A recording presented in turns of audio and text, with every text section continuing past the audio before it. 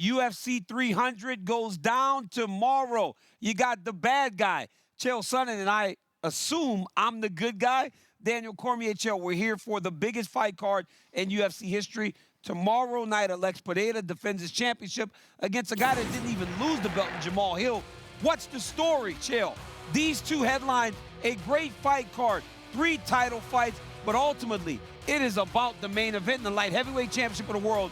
What is the biggest story when you think about this matchup between Hill and Alex Pereira? The biggest story is, first off, what you already alluded to, which is Jamal Hill's return to recapture the championship that he never lost in the first place. But let's go back to when he won the belt. He won the belt in Brazil over Glover Teixeira, the coach, cornerman, and mentor of Alex Pereira. Alex was in the corner. He was watching his hero, Glover Teixeira, get taken apart for his final time ever. He was watching that belt go to Jamal Hill. There is a lot more on it. The history of martial arts says if you beat the master, you got to face the student. That's what's happening Saturday night. Absolutely. And, you know, I got a friend that I about snatched his soul out of his body because he was telling me, oh, the fight card's not great. I go, well, what would you book?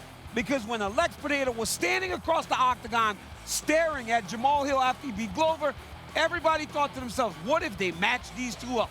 It would be the fight of the century. Now we got it. We got it this weekend. You got 2 tremendous strikers. The champion I sat down with early in the week, the challenger I sat down with early in the week. Both of them feel they have the style to match up well against their opponent.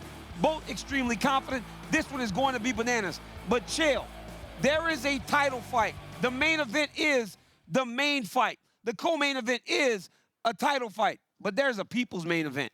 And that is the third fight from the top as Max Holloway challenges Justin Gaethje for the BMF championship.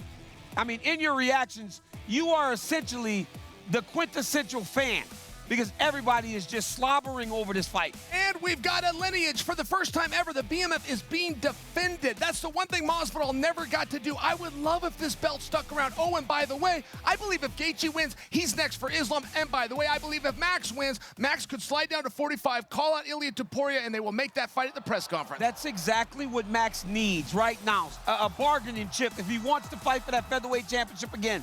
He will get that if he gets past Justin Gaethje. But Justin Gaethje is an absolute savage, man. This is one of the funnest fights the UFC has put together in a really long time. And as most fans are excited, we are just as excited. But the night starts with a great night of prelims, guys. Saturday night, there will be so many great fights. You get Yuri Prochazka, the former champ, against Alexander Rakic. Kattar takes on Aljamain Sterling. Kayla Harrison makes her UFC debut. All the way down to the first fight of the night, Davison Figueiredo fights Cody Garbrandt. Cody Garbrandt is a former champion himself, Chael.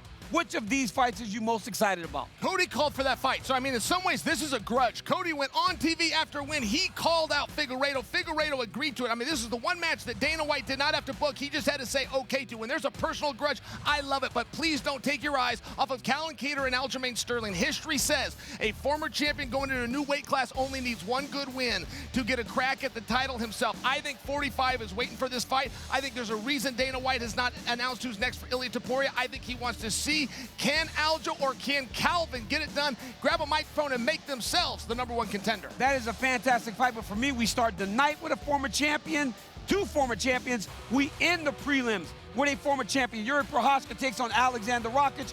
It is going to be bananas. We start at 4:30 Eastern with the Countdown Show. We slide right into the prelims at 6 p.m. Eastern, 3 p.m. Pacific. And then the main card starts at 10 p.m. Eastern, 7 p.m. Pacific. UFC 300 goes down live from the T-Mobile Arena. You do not want to miss it.